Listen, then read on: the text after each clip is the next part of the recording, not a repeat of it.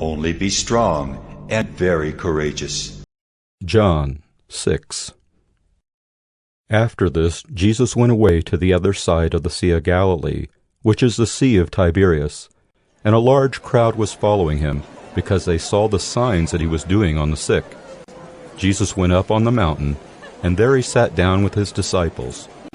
Now the Passover, the feast of the Jews, was at hand. Lifting up his eyes then, and seeing that a large crowd was coming toward him, Jesus said to Philip, "Where are we to buy bread, so that these people may eat?" He said this to test him, for he himself knew what he would do. Philip answered him, 200 denarii I would not buy enough bread for each of them to get a little. One of his disciples, Andrew, Simon Peter's brother, said to him, "There is a boy here who has 5 barley loaves and 2 fish, but what are they for so many?" Jesus said, "Have the people sit down." Now there was much grass in the place. So the men sat down, about 5,000 in number. Jesus then took the loaves, and when he had given thanks, he distributed them to those who were seated. So also the fish, as much as they wanted. And when they had eaten their fill, he told his disciples, "Gather up the leftover fragments, that nothing may be lost." So they gathered them up and filled 12 baskets with fragments from the 5 barley loaves left by those who had eaten. When the people saw the sign that he had done, they said, "This is indeed the prophet who is to come into the world." Perceiving then that they were about to come and take him by force to make him king, Jesus withdrew again to the mountain by himself.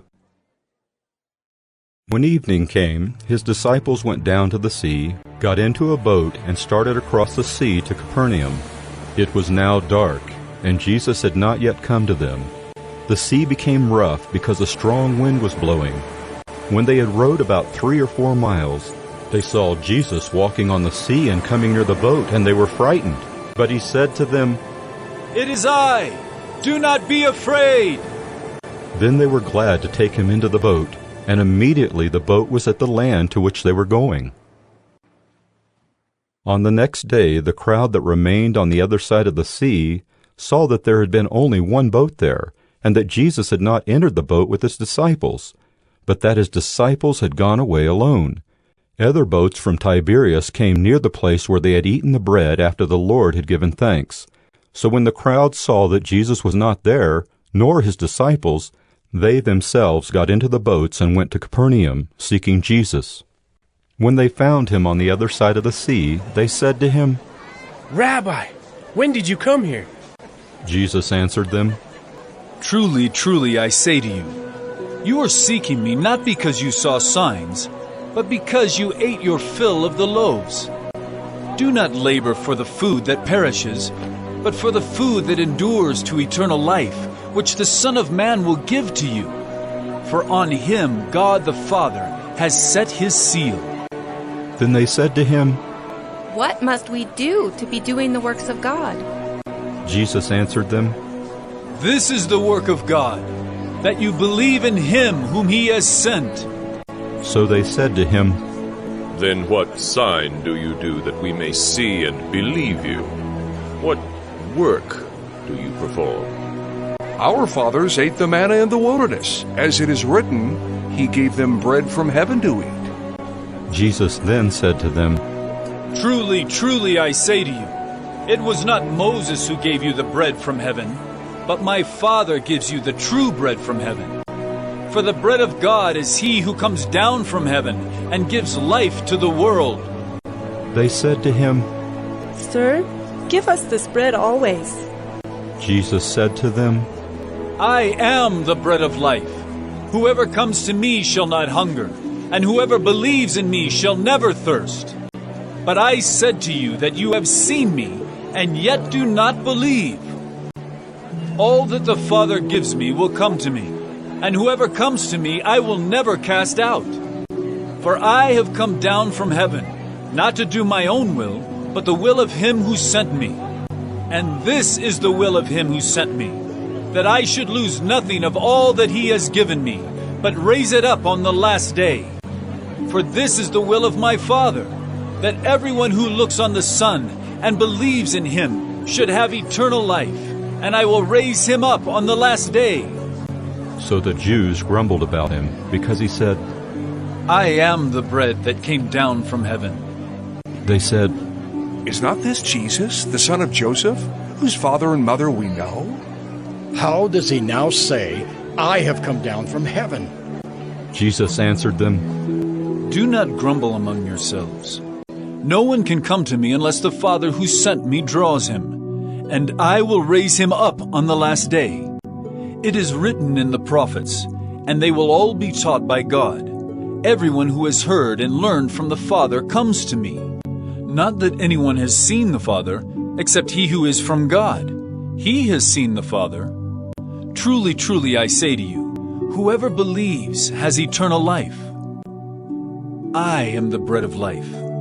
Your fathers ate the manna in the wilderness, and they died. This is the bread that comes down from heaven, so that one may eat of it and not die. I am the living bread that came down from heaven. If anyone eats of this bread, he will live forever.